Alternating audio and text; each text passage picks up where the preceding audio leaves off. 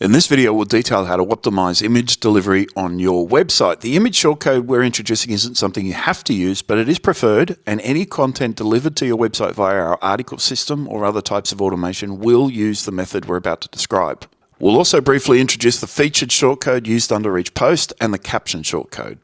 Images uploaded to your website are often quite large in scale and file size, and they compromise delivery time. The functionality we're about to describe optimizes your images for faster delivery.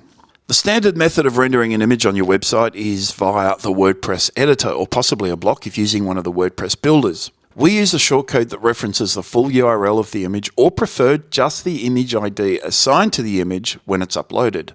For example, we'll upload a large image that's 2000 pixels wide, much wider than your post container. After we upload the image, you'll note that WordPress presents options for a title, alt text, and caption, all of which should always be populated with data. If you hover over the edit link, you'll see an image ID associated with the image.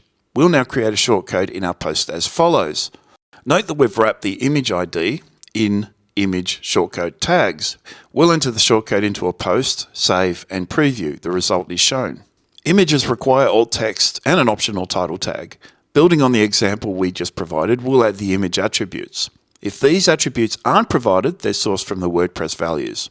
The image width is inherited from a Yabba value that we'll detail in a moment, but you could alter the width of the image by using the width attribute in your shortcode as shown, and you may align the image to the left or right of a paragraph with the align attribute.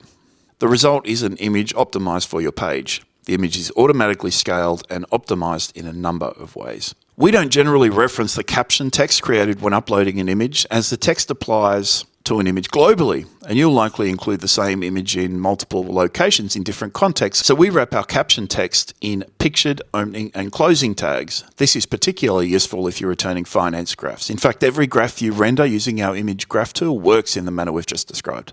By default, clicking on the image returned via a shortcode links to a larger version of itself in a modal. However, this may be muted by way of the Yabba preferences or via shortcode attributes, all discussed in Beeline and made available via your shortcode editor. Yabba image preferences are made available via the Website Images panel in the plugin submenu in the WordPress module. Select your website to find default values, and any shortcode created on your website will inherit these values, although you may overwrite these values with shortcode attributes. If you ever change website design in the future, something that is easy to do with our framework is simply alter these values to globally alter the width of all your website images. Now, we've discussed this feature just in brief and only introduced the essentials. See Beeline for more information. The featured image associated with each post is rendered by Yabba in order to automate your SEO, and this is discussed in the SEO video series. The purpose and value of the featured image associated with each article or page you create is discussed in the same video series. If you would like to provide some context to the featured image as shown on the screen now, you may do so with the featured shortcode tags. Simply wrap your explanatory text with the tags and the information is returned with a modal link to the featured image.